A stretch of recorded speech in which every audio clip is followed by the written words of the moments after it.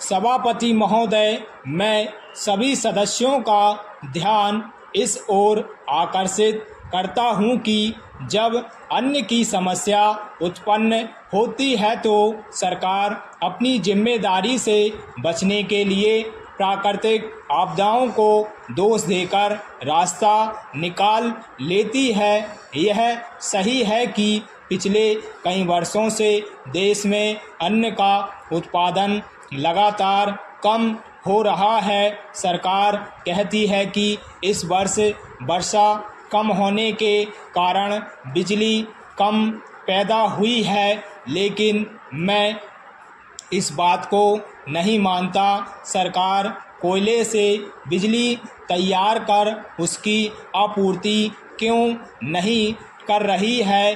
अणु बिजली पैदा करने के जो लक्ष्य निर्धारित किए गए थे वे भी आज तक पूरे नहीं हुए हैं। भारत में खेती का जो बड़ा महत्वपूर्ण प्रश्न चल रहा है वह दो बातों पर आधारित है और यह मुख्य रूप से कृषि की समस्या न होकर खाद्यान्न की समस्या है। प्रतिवर्ष हम बाहर के देशों से करोड़ों रुपयों का अन्न खरीदते रहे हैं और अनाज का उत्पादन बढ़ाने के लिए करोड़ों रुपयों की खाद मंगवाते हैं। कांग्रेस सरकार की तरफ से पिछले 20 वर्षों से हमारे सामने बार बार यह कहा गया है कि भारतवर्ष बहुत जल्दी अनाज के मामले में आत्मनिर्भर हो जाएगा। इसमें कोई शक नहीं है कि हमने अनाज के उत्पादन में काफ़ी प्रगति की है और हम अनाज के मामले में आत्मनिर्भर हो गए हैं, लेकिन उस अनाज का उत्पादन करने के लिए हम करोड़ों रुपयों की खाद विदेशों से आयात करते हैं। पहले हम अनाज का आयात करते थे, लेकिन अब खाद का आयात करते हैं। इसलिए यह कहना बहुत ही कठिन है कि हम आत्मनिर्भर हो गए हैं।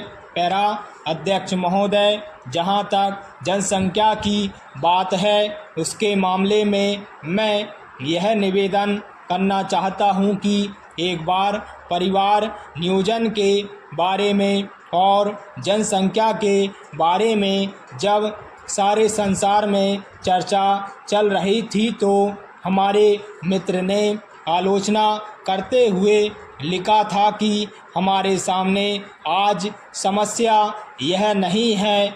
इस वर्ष पिछले साल की अपेक्षा जो विशेषता रही है वह यह है कि जब से यह बजट आया है तब से देश के सारे किसान और उनके साथ ही साथ हमारे खेत मजदूर बहुत खुश दिखाई पड़ रहे हैं। इस सरकार और सत्तारूढ़ दल के अनेक मित्र बार बार यह बात कहते फिर रहे हैं कि देश में हरित क्रांति आ रही है। इससे पूर्व भी कांग्रेस पक्ष की ओर से समय समय पर इसी प्रकार के नारे दिए गए।